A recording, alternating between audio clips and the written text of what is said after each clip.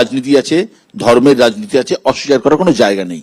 কিন্তু কংগ্রেস শিবের ছবি নিয়ে সংসদে যেতে হচ্ছে কেন? তার কারণ আমি অরূপের কথা থেকেই বলছি যে ধর্ম নিয়ে রাজনীতি করতে করতে তো ওরা দেখাতে চাইছে, যেটা আমাদের বিশালবাবু বলছিলেন, যে হিন্দুত্বের একমাত্র প্যাট্রোনাইজেশন করছেন কে? ভারতীয় জনতা পার্টি। সবাইকে দেখাতে চান যে we are the brand ambassador of Hindu. It's not like that. আপনি বলতে দাও ভারতবর্ষের ধর্মকে নিয়ে যে জিনিসটা বিজেপি শুরু করেছে তার বিরুদ্ধে ওদের সামনে আয়না দেখানোর দরকার ছিল। যে আপনারা মনে করেন যে হিন্দু মানেই বিজেপি, বিজেপি মানে হিন্দু, সেটা নয়। বিশদ আমার মনে হচ্ছে, আমি কংগ্রেসের মুখপাত্র নই, কিন্তু আমার মনে হয় বোঝার একটু ভুল হচ্ছে। আমি আবারও নেতাজি সুভাষচন্দ্র বসুকে রেফার করছি। নেতাজি সুভাষচন্দ্র বসু সেদিনকেও চিঠি লিখেছিলেন যে কংগ্রেস এমন একটি রাজনৈতিক দল যা শুধুমাত্র হিন্দুদের প্রতিনিধিত্ব করে না, মুসলমানদেরও প্রতিনিধিত্ব করে। আজকে একইভাবে যারা দেখাতে চাইছে যে ইন্ডিয়া ব্লক তারা শুধুমাত্র সংখ্যালঘুদের পক্ষে কথা বলে, তা নয়। তা কেন হবে? ধর্মের রাজনীতি নয়, বিষয়টা হচ্ছে আমি বুঝলাম ধর্মকে সামনে রেখে রাজনীতি। আপনার রাজনীতি নয় বুঝলাম। বিনোদ ঘোষাল একজন রাজনীতির লোক নন, উনি হচ্ছেন সাহিত্যিক। আপনি আমাকে বলুন যে আমরা জানতাম রামের ঠিকাদারি বিজেপি নিয়ে বসে আছে, ঠিক আছে, কিন্তু শিবের ঠিকাদারি কংগ্রেস নেবে, এটা কংগ্রেসের মতো একটা ধর্মনিরপেক্ষ দল, এটা কি আপনার মনে হলো? এটা কি মানে কে বড় হিন্দু সেটাই প্রমাণ, একটা মানে লড়াই চলছে। আপনি শিব দেখলেন শুধু, বাদ বাকি ছবিগুলো দেখলেন না? না, বিষয়টা সমস্যা। আমি গৌতম বুদ্ধ ছিল না, অ্যাঙ্কারকে জিজ্ঞাসা করছি। সমস্যাটা হচ্ছে কি অরূপ, সমস্যাটা হচ্ছে যে দরকার ছিল কি, মানে এই কারণেই দরকার ছিল, কারণ যখন একটা দেশকে ধর্ম দিয়ে বিভাজনের চেষ্টা করা হয়, আমাদের বিরোধ তো ধর্মের সাথে নয়, আমাদের বিরোধ ধর্ম ব্যবসায়ীদের সাথে। এইটা বোঝানোর জন্য এটার প্রয়োজন ছিল। আমি রাহুল গান্ধীর মুখপাত্র নই, কিন্তু আমি বিশ্বাস করি সেদিন পার্লামেন্টে দাঁড়িয়ে ইন্ডিয়া ব্লকের একজন সাংসদ হিসেবে রাহুল গান্ধী যে কাজ করেছেন সেটা দেশবাসীর সামনে চোখে আঙুল দিয়ে দেখিয়েছেন। যারা ধর্ম নিয়ে রাজনীতি করে ওই তাদের উদ্দেশ্যে ওই গানটাই আবার, আমি চাই হিন্দু নেতার সালমা খাতুন পুত্রবধূ, আমি চাই ধর্ম বলতে মানুষ বুঝবে মানুষ শুধু। মানে একজনের আমার একটা নিষ্পাপ প্রশ্ন আছে, শুধুমাত্র ওই 3টে ছবি কেন? বাকি ছবি কি পাওয়া যাচ্ছিল না, নাকি বাকি ছবি দিলে আরেকটা দাঙ্গা হয়ে যেত? না, ছবি দেওয়া যাবে, তুমি দিয়ে দাও তো আমরা ওটা চেষ্টা করেছিল। তোমরা তো মাইক টাইক বন্ধ করে দাও, গণতন্ত্র মানো না, লাইট অফ করে দাও। শার্লে বোবদের মতন মামলা হয়ে যেত, দাঙ্গা হয়ে যেত। লাইট অফ করে দিয়ে মাইক বন্ধ করে দাও। একটা জিনিস জানতে চাই, ওটাও দেখাবো। ধর্মের কাজ হচ্ছে মানুষের আত্মিক উন্নতি করা, তাই তো? আর রাজনীতির কাজ হচ্ছে একদম বাস্তবিক কল্যাণ করা, মঙ্গল করা। তাহলে আজকে যদি কেউ এসে আমার বাড়ির একজনের গালে একটা থাপ্পড় মারে, আমার সেই পরিবারে সেই ব্যক্তির খুব লাগলো, আমার কাজ কি হবে? তাকে মানে ঠ্যাংটা ভেঙে দিয়ে বুঝিয়ে দেওয়া যে দেখো এটাওতেও খুব লাগে, নাকি আমি অন্যভাবে সেটাকে বোঝাবো? মানে আজকে রামের কাউন্টার যদি শিব হয়, শিবের কাউন্টার যদি বুদ্ধ হয়, এবং সব থেকে বড় কথা কাউন্টার কোথায় দেখছেন? আমি জানতে চাইছি কাউন্টার কোথায় দেখছেন? না, কাউন্টারই তো হয়ে যাচ্ছে। একেবারেই নয়, আপনি অন্য ছবি কাউন্টার ছিল। বিনোদ, আমি আপনাকে বলছি ঐতিহাসিকভাবে দক্ষিণ ভারতে কিছুদিন আগে পরিণী সেলভান বলে একটা সিনেমা এসেছিল পুরনো চালুক্য বংশ নিয়ে, বিরাট ছবি। সেই ছবিতে, তামিল ছবি, সেখানে বৌদ্ধ এবং শৈব এবং বৈষ্ণব, বিষ্ণু উপাসক, তাদের মধ্যে সংঘর্ষ দেখানো হয়েছে, সাংঘাতিক সংঘর্ষ। তখন মুসলমানরা আসেনি। সংঘর্ষ ধর্ম নিয়ে বরাবরই ছিল, আইডেন্টিটি নিয়ে তখনও ছিল, এখনো আছে। এবং এখানে তো ব্যাপারই মানে যে এমন অনেক জায়গায় অনেক মন্দির আমি দেখেছি যে ইয়ে আছে, মন্দির ভেঙেছে আরেকজন আরেকটি যাদের আমরা হিন্দু বলছি। আসলে হিন্দু তো ধর্ম, আর এগুলো তো সম্প্রদায়। যদি বলি বৈষ্ণব সম্প্রদায় ইত্যাদি, এটা দেবজিৎ নিশ্চয়ই ভালো করে জানে যে হিন্দু তো একটা বড় পরিচয়, তার মধ্যে যে গন্ডগোল। এখন মুশকিল হচ্ছে বিনোদ, যেটা হচ্ছে সমস্ত ভেদাভেদ মেনে যেটা হয়েছে, যেটা বঙ্কিমচন্দ্রের মধ্যে কিছুটা হয়তো ছিল, যেটা অন্যভাবে সাভারকার করলেন Hindutva as a cultural doctrine. সেখানে সাভারকার কিন্তু নাস্তিক ছিলেন, এটা মাথায় রাখতে হবে। সেখানে কিন্তু নাস্তিক হওয়া সত্ত্বেও তিনি হিন্দুত্বকে কালচারাল ডকট্রিন হিসেবে নিয়ে গেলেন, এবং জাতি হিসেবে হিন্দু, এই যে নেশন, এই যে কলদান দাশগুপ্ত, এই জায়গাটা কিন্তু একটা অনেক রকম কলদান দাশগুপ্ত এই যে একটা চরম হিন্দুত্ব বরং নরম হিন্দুত্ব, এই যে একটা বাইনারি, একটা তৈরি হয়েছে, ওটা পশ্চিমবঙ্গের ভোট বাক্স আমরা যদি দেখি তাহলে দুভাগে বিভক্ত হয়ে গেছে, হয় বিজেপি নয় তৃণমূল, ভোটেও তার প্রতিফলন ঘটেছে। আপনারা ঠিক কোন জায়গায় রয়েছেন? লোকসভা নির্বাচনটা তো আসলে এই ধর্ম ইত্যাদি যতটা হাওয়া উঠেছিল ততটা হাওয়াতে হয়নি। বিজেপি চেয়েছিল পরমাত্মার সাথে যোগাযোগ ইত্যাদি, উনি ভগবান উনি ধর্ম, এটা নিয়ে করতে, কিন্তু তার উল্টো দিকে যারা লড়েছিলেন তারা তো আসলে রুটি রুজির কথাই বলেছিলেন। সেই রুটি রুজির কথাটাই, মানে যে কোনো ভুল এজেন্ডার বিরুদ্ধে মূল এজেন্ডায় লড়াই হতে হবে রুটি রুজিটা, এইটা নিয়ে কথা বলতে গেলেই বিজেপির খুব গায়ে লেগে যায়। কেন আমি জানি না, জেগে যাওয়া উচিত। যদিও আমি খালি একটা পয়েন্ট বলে দিই, ওই দেশভাগ ইত্যাদির সময় জ্যোতি বসু সম্পর্কে ভোটদান যেটা বলা হলো ওটা ভুল। বিজেপি জেনারেলি, আমি একটু বলে নিই দাদা, সেটা হচ্ছে যে বিজেপি জেনারেলি তো মানে অমিত মালব্যদের দল তো এইরকমই করে, ওরা অসুবিধা নেই। কথাটা যেটা হচ্ছে সেটা হচ্ছে যে রাষ্ট্রের কোনো ধর্ম থাকবে না, না, ভোটদান এইটাই ভুল নয়, তুমি এটাই এটা সংবিধান clear করো। হ্যাঁ, জ্যোতি বসু এবং রতনলাল ব্রাহ্মণ ভোট দিয়েছিলেন, এখানে যারা বসে আছেন তারা আগে বলুক। কিসে ভোট দিয়েছিলেন? আমাদের পশ্চিমবঙ্গ হবার পক্ষে, অর্থাৎ অবিভক্ত বাংলা বা পূর্ব পাকিস্তান থেকে ভারত ভেঙে। আরে শ্যামাপ্রসাদ মুসলিম লীগের সাথে মন্ত্রিসভায় ছিলেন, আমার এইটা কথাটা আটকাতে অন্য চাইছো, ঠিক কথা, আছে, অসুবিধা যে নেই। শ্যামাপ্রসাদ ওরা বলছে রিড্র করার ব্যাপার, ওরা বলছে কলকাতা withdraw করার ব্যাপারটাতে জ্যোতিবাবু এবং সাথে ছিলেন, ভোট দিয়েছিলেন, পশ্চিমবঙ্গ দিয়েছিল। শ্যামাপ্রসাদ বাবু মুসলিম লীগের সাথে ছিলেন, তার জন্য অসুবিধা নয়, নেই। শ্যামাপ্রসাদ আরে বাবু এবং ক্ষমতায় থাকতে জ্যোতিবাবু হবে তো। একসঙ্গে পশ্চিমবঙ্গ করেছেন, ক্ষমতায় আমি তো থাকতে এটা হবে তো বলছি। দাদা, অসুবিধা কিছু নেই। আমি ক্ষমতায় এটাই থাকার জন্য বলছি। শ্যামাপ্রসাদ যা ছিলেন কলতান, এখনো তাই হিন্দু হয়ে গেছিলেন। majority এই যে পশ্চিমবঙ্গ অটল বিহারী না থাকলে বাজপেয়ীর কথা আপনি CPM বললেন, আরে বর্তমানে এসব ইতিহাস নয়, ইতিহাস না, এই অটল বিহারী বাজপেয়ী গোধরার ঘটনার পর নরেন্দ্র মোদীকে রাজধর্ম পালনের কথা বলেছিলেন। তাহলে নরেন্দ্র মোদী রাজধর্ম ফর্ম কিছু পালন করতে যাননি, এখন বাস্তবটা দাঁড়িয়েছে এইরকম। দেবজিৎ, আমি একটা প্রশ্ন করছি দেবজিৎ, এই যে রাম মন্দির তৈরি হলো, এরকম একটা হাওয়া উঠলো, গোটা দেশে রাম মন্দিরের হাওয়াকে ছড়িয়ে দেওয়ার চেষ্টা হলো, অযোধ্যায় ফৈজাবাদের ওই ডিভিশনে কি হাওয়া হয়েছে তুমি জানো, তো কোথাও কি ধর্মের রাজনীতি কাজ করছে না? সবাই ধর্ম নিয়ে রাজনীতি করেছে, আমরা শুধু সরাসরি কথাটাকে বলেছি যে এই দেশ হিন্দু মেজরিটি এবং হিন্দুদের সঙ্গে কোনো অন্যায় করা যাবে না। তার মানে নয় যে যারা হিন্দু নয় তাদের সঙ্গে অন্যায় করতে হবে, এক নম্বর। সে গোটা দেশ জুড়ে হয়ে আসছে তো। এক নম্বর। দু নম্বর হচ্ছে নামটা ভুলে গেলে দাদা? তুমি বা আমি তো ফিরাদ হাকিমের কথা বললাম, একটু উল্টো দিকে কলতানদের কথা বলি। আমাদের মোহাম্মদ সেলিম গত নির্বাচন নবদ্বীপে তিলক কেটে ইয়ে বাজিয়েছেন, মানে মৃদঙ্গ বাজিয়েছেন, কোনো অন্যায় করেননি। কিন্তু আমি বলছি তাহলে ধর্মের শুধুমাত্র রাহুল গান্ধী উল্টো পইতে পড়েছে বলে আমরা যে টিপ্পনি কাটি, পইতে পার করে হিন্দু মানে ব্রাহ্মণ দেখিয়েছেন বলে, না কাটি, আমরা কাটি, কিন্তু সেটা তো ঠিক নয়। শুধু একা তো আমি আবারও বলছি, এভারেজে কটা ভুল বলবে দিনে? আবারও বলছি, আমি আবারও সমদা এরকম ভাবে নয়, আমি আবারও বলছি, আমার কথা হচ্ছে সেলিম বাবু, ধর্মপ্রাণ হতে পারে, সেলিম বিজেপি বাবু ব্যবসা করে, businessman, businessman. Mohammad Selim businessman যখন মৃদঙ্গ বাজায় আবার ভুল, রসগোল্লা কেটে, আবার ভুল, তখন সেটা বিজনেস একটু গন্ডগোল হলো দাদা। যখন কিনা ভালো করে শোকজ করা হচ্ছে হয় না। মমতা, তুমি একটু অমিত মালব্যর থেকে একটু শিখে আসো দাদা। সুভাষ চক্রবর্তী ভালো করে হয়নি কিন্তু। সুভাষ চক্রবর্তী এই যেই সেলিমটা বলে দিলাম অমনি ঘুরে গেল আরেকটা কথা দিকে। বলো না। প্রথমত কলতান যারা কমিউনিস্ট পার্টির ব্লক থেকে আসেন তাদের মধ্যে সুবক্তা এক নম্বর এবং পড়াশোনা করা ছেলে। আজকে সব থেকে দুর্ভাগ্যের সঙ্গে বলছি, এই মঞ্চে দাঁড়িয়ে জ্যোতিবাবু পশ্চিমবঙ্গের বিপক্ষে বা রতনলাল ব্রাহ্মণ পশ্চিমবঙ্গের বিপক্ষে ভোট দিয়েছিলেন এটা নয়, তারা একসঙ্গেই ভোট আবার দিয়েছিলেন। ভুল হয়ে গেল এবং 58 আবার ভুল হয়ে গেল। 58 জনের উল্টো দিকে যে 21 জন ছিলেন, বারবার ওই জায়গায় বর্তমান নয়, বর্তমান চিন্তিত তোমরা, বর্তমান নিয়ে তোমরা বলার নেই। চিন্তিত? 21 জন যে যারা পশ্চিমবঙ্গের বিপক্ষে ভোট দিয়েছিলেন তারা সবাই মুসলমান, কিন্তু কথাটা হচ্ছে অন্য জায়গায়। কথাটা হচ্ছে যে সবাই মিলে এটা করেছেন, কোনো অসুবিধে নেই, শুধুমাত্র সামনে থেকে বলতে পারছেন না ভোট ব্যাংকের রাজনীতি, এক নম্বর। 2 নম্বর যেটা, সেটা খুব ইম্পর্টেন্ট।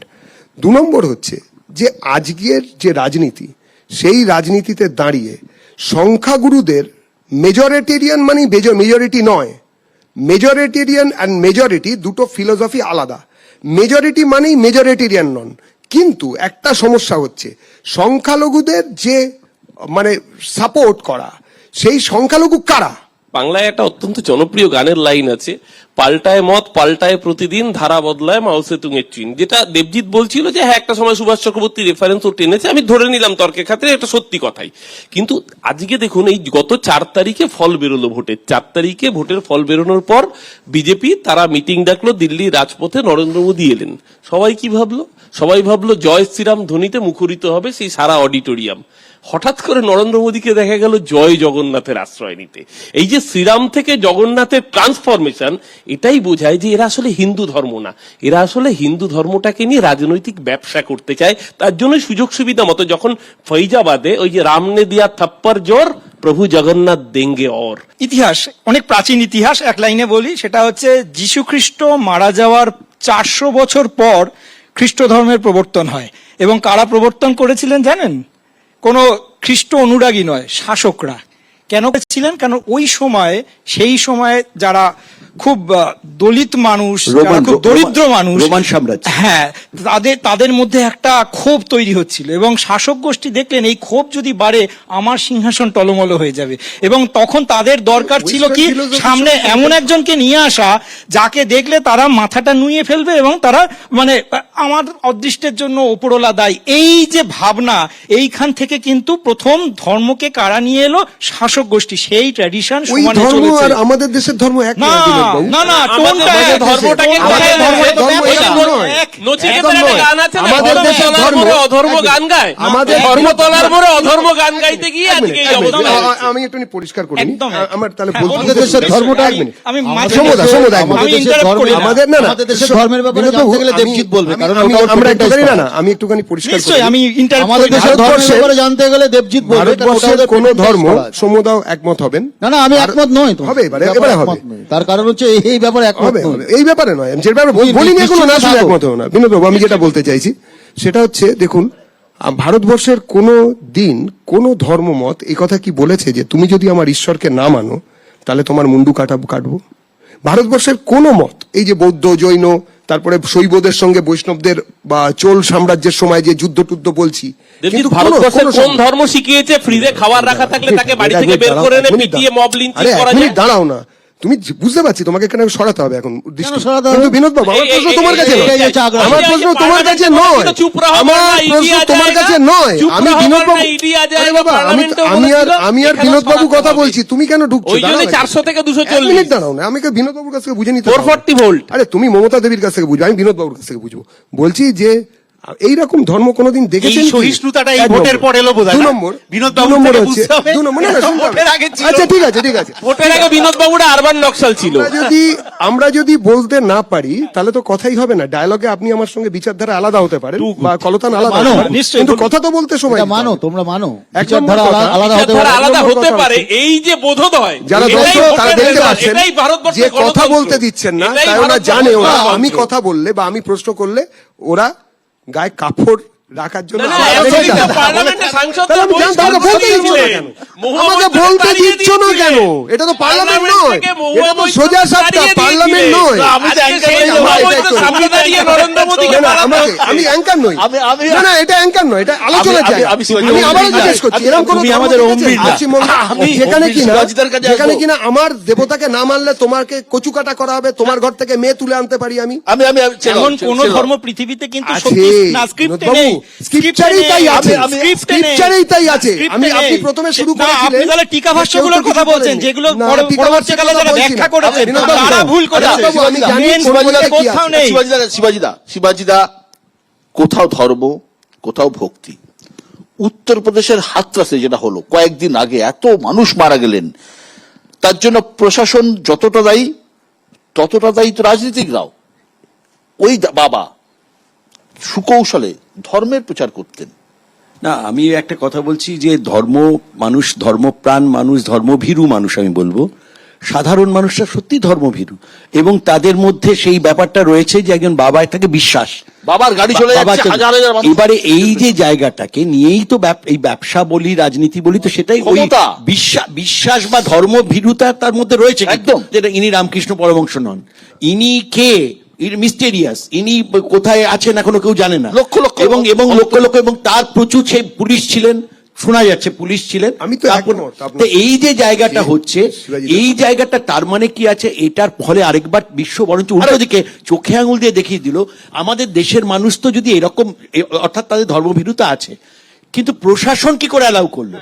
প্রশাসনের 80,000 এর বদলে 2.5 লাখ লোক জড়ো হয়ে গেল, প্রশাসনের যে সেখানে জায়গাটা, প্রশাসন চুপ। সেইখানে প্রশাসন কেন কি করছে? শিবাজীদা শুধু আমি এই প্রশ্ন FIR হলো- বিনোদ ঘোষালের কাছে আসবো। বিনোদ ঘোষাল, তাতে আপনি ওনার বলুন, নামই এই যে ধরুন এই বাবার কথা তো আমরা শুনলাম, রাম রহিম বাবা, এক্স্যাক্টলি তাকে ছাড়া হয়েছিল। আশারাম বাবু, তারপরে এই যে লাস্টে কি রকেট বাবা, তারপরে এদের এখন যে- হরিয়ানার ভোটে এই যে- এই যে প্যারোল দিয়ে দেওয়া হয়। এই যে গডম্যান, কেজরিওয়াল প্যারোল পায়নি, সাধারণ মানুষগুলো হেমন্ত সোরেন প্যারোল পায়নি, এদেরকে ভোটের আগে প্যারোল দিয়ে দেওয়া হয়েছে। সাধারণ মানুষগুলোকে মূর্খ বানিয়ে রেখে দিচ্ছে। আবার কংগ্রেস জমানায় লাখে লাখে চন্দ্রস্বামীও লোক ছিলেন, ছুটছে তাদের পিছনে। কংগ্রেস জমানায় চন্দ্রস্বামীও ছিলেন। হ্যাঁ, চন্দ্রস্বামী, রাজীব গান্ধী মাচান চন্দ্রস্বামী বাবার ছিলেন। কাছে গেছিলেন, হ্যাঁ। মাচান বাবা, মনে আছে? এবং অথচ সুতরাং ভাবুন, এইটা আমাদের রয়ে যাচ্ছে। বুদ্ধের Why? দেশ, চৈতন্যের দেশ, শ্রীরামকৃষ্ণের দেশ, না, এরা কি- এদের তো এরকম গডম্যান তৈরি হতে হয়নি, তাদের আলিশান বাগান বিল্ডিং ছিল না, কিছু কোনো ভোগ সামগ্রীও ছিল না। চৈতন্য দেশ, বিনোদ দা, চৈতন্য দেশ বা বুদ্ধের দেশ বা শ্রীরামকৃষ্ণের দেশে যত মত তত পদে, আপনি যদি খুব ভালো কাজ করেন তাহলে আপনি যে ধর্মেরই লোক হন না কেন আপনি স্বর্গে যাবেন। কিন্তু ফিরহাদ হাকিম ওই দিন ঘোষণা না, করে দিয়েছে, আপনি না- যারা আপনি যারা বলেন, মুসলমান নয় তারা জান্নাতে যেতে পারবে না। না না, আরে, বলতে হবে। নিয়ে যাও না। দল থেকে তাড়িয়ে দেবে। তুমি কেন যত বলতে মত দেবে তত না? মত বলছো, কেন তোমার বলতে নেতা দেবে না? নরেন্দ্র মোদী বলছে কেন পোশাক বলতে দেবে থেকে না, অরূপ? বোঝা যায় কে টেরোরিস্ট। আমি তুমি যদি যত মত মুসলমান তত না মত হই, বলছো, তাহলে আমি সরকারে তোমার যেতে নেতা পারবো না। নরেন্দ্র মোদী তোমার বলছে নেতা ও বলেছে, লুঙ্গি পরে ফিরহাদ হাকিম, মুসলমান ও টেরোরিস্ট। ফিরহাদ হাকিম, তোমার তুমি নেতা- বলছো যত মত তত বলছে মত। যে আমি যদি তোমার মুসলমান নেতা না হই, নরেন্দ্র মোদী বলছে তাহলে আমি টেরোরিস্ট, সরকারে যেতে পারবো না। তুমি সেটা সমর্থন করো। তুমি সমর্থন করছো, তুমি সমর্থন বিরোধিতা করছো। করছো, তুমি তুমি সমর্থন নরেন্দ্র করছো। মোদী বিরোধিতা করছো, তুমি সমর্থন তুমি করছো। নরেন্দ্র মোদী বিরোধিতা করছো। ধর্মের বা ভক্তির ঠেকা নিয়ে যে মানুষেরা আমাদের এখানে রাজনীতিতে এসছেন, আমার সমস্যাটা মানে প্রশ্নটা সাধারণ মানুষের মধ্যেও থাকে যে কত হাজার হাজার বছর ধরে, আপনি সেটা ব্রাহ্মণ্য ধর্ম বলুন, হিন্দু ধর্ম বলুন, মুসলিম ধর্ম বলুন, হাজার হাজার বছর ধরে এসছে। এই রাজনৈতিক দলগুলো সর্বোচ্চ সম্ভবত 100 বছর আগে তৈরি হয়েছে। তাহলে তার আগে অবধি এর সুরক্ষা, এর নিরাপত্তা কে কোনো দিত? political আমি party কে দিত? অফিসে কি ধর্ম নিয়ে আলোচনা হয়? এই যে ধরো আমরা বিজেপি ধর্মের রাজনীতি দেখেছি এবং মন্দিরের রাজনীতি আমরা বহুদিন ধরে গেছি। 1990 সোমনাথের রথযাত্রা, 92 সালের বাবরি মসজিদের ঘটনা। কংগ্রেস একটা ধর্মনিরপেক্ষ দল, তার একটা ইতিহাস, তার একটা ঐতিহ্য আছে। কোথাও কি বিজেপির এই চরম হিন্দুত্বের মোকাবিলা নরম হিন্দুত্ব দিয়ে তোমরা করতে চাই? না, একেবারেই নয়। মানে যেটা আমরা ভাবি, যেটা আমরা what we preach that we practice.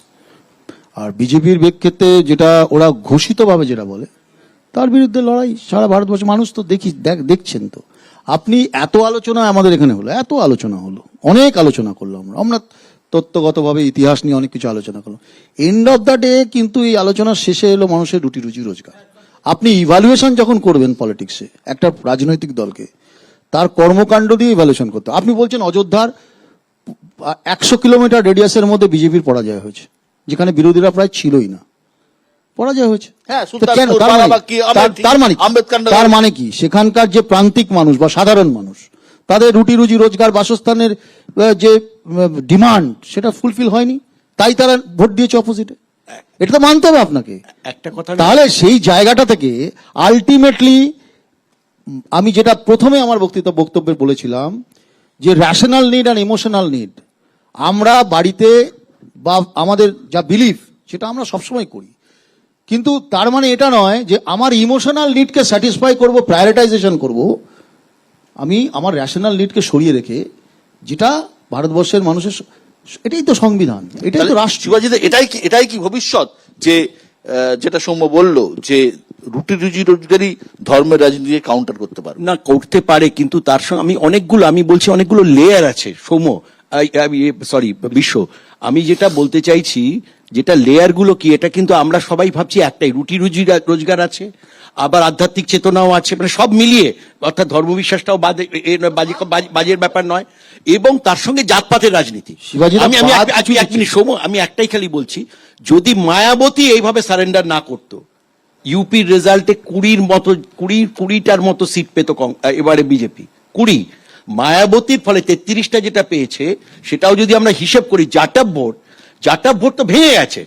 13টা seat তো মায়াবতীর জন্য, আমি তো বলছি ওখানে 20টা সিটের বেশি, মানে আমরা ভাবতে পারিনি ইউপিতে যে এইরকম অবস্থা। তার মানে at the end of the day, যেটার কথা সৌম্য বলছিলেন, যেটা যে শেষ পর্যন্ত একটা জায়গায় এটা আছে, কিন্তু শেষ পর্যন্ত তো পেটে খিদে পায়, খালি পেটে ধর্ম হয় না। স্বয়ং স্বামী বিবেকানন্দ বলেছেন। তো ধর্মের জন্য তো শরীরা মাধ্যম খালু ধর্ম সাধনম, তো শরীরটা তো বাঁচাতে হবে। সেইটার নিটটা কিন্তু একটা, যেটার কথা ও বলছে যে রেশনাল রাজনীতি বলেও যেটাকে বলছে, দ্যাট কামস, কারণ আমি একবারও বলছি না আধ্যাত্মিক রাজনীতি ইমোশনাল নিট সেটা চলে যাবে, কিন্তু সেটা ওভাররাইড করতে পারে না। ধর্মের রাজনীতি হয়তো একেবারে চলে যাবেন। হ্যাঁ, বিশ্বদা, আমি যে সাম্প্রতিক দুটো উদাহরণ বলি, মানে যেটা ধর্মের রাজনীতি কিভাবে শুধু ভারত নয় এই গোটা উপমহাদেশকে চালিত করে। আমি জাস্ট গত সপ্তাহে আমি হায়দ্রাবাদ গিয়েছিলাম একটি ব্যক্তিগত কাজে। তো হায়দ্রাবাদ গেলে মানুষ চারমিনার যাবে, আমি চারমিনারের গায়ে যখন গেলাম দেখলাম সেখানে ভাগ্যলক্ষ্মী দেবীর মন্দির রয়েছে। ভাগ্যলক্ষ্মী দেবীর মন্দির 1965 সালের আগে সেখানে কোনো ছবিতে কোনো এভিডেন্স পাওয়া যায়নি, কিন্তু একটা বিতর্কিত ধাঁচের একটা মন্দির। দেখুন, আমি একজন হিন্দু ধর্মে বিশ্বাসী, আমি মন্দিরের সামনে গেলাম, দেখলাম অদ্ভুত ভাবে যে হায়দ্রাবাদের চারমিনার পাশের মক্কা মসজিদে হাজার হাজার মানুষ আছে এবং তাতে কিন্তু হিন্দু মুসলমান নির্বিশেষে যাচ্ছে। সেই ভাগ্যলক্ষ্মী, আমি ছবি দেখাতে পারি, শুধুমাত্র পুরোহিত বসে মোবাইল দেখছেন, একটা সিঙ্গেল মানে পুণ্যার্থী সেখানে যাচ্ছেন না। তার মানে কি জোর করে আমার আধিপত্যবাদ স্থাপন। আবার ঠিক একইভাবে মুদ্রার অপর পিঠ, গত বছর আমি বাংলাদেশ গেলাম। আমি বলছি এই কারণেই, কারণ ধর্মের কারবারিরা কোথাও এক হয়ে যায়। বাংলাদেশ যখন গেলাম আমি দেখলাম ঢাকেশ্বরী জাতীয় মন্দির, তার সম্পত্তিও কিন্তু একইভাবে দখল হচ্ছে। তার মানে কি, ওই তুমি মৌলবাদের নাতি, তুমি যে ধর্মেরই হও, আমি নিরপেক্ষতাবাদী, তুমি আমার বন্ধু নও। যতদিন না এই জায়গাটা আমরা এক আসতে পারবো ততদিন ধর্মের রাজনীতি আমাদের ডিক্টেট করবে।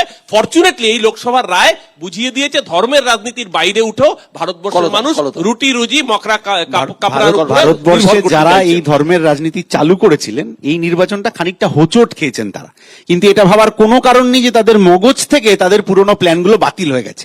ফলে লড়াইটা শেষ নয়, এই সবে শুরু। রুটি রুজি রাজনীতি, আপনি যে ধর্মের মানুষ হন না কেন, আবার বিজেপির বক্তা বলছিলেন হিন্দুরা অত মানুষ আছেন তত মানুষ আছেন, তাদের মধ্যে কি বেকার নেই?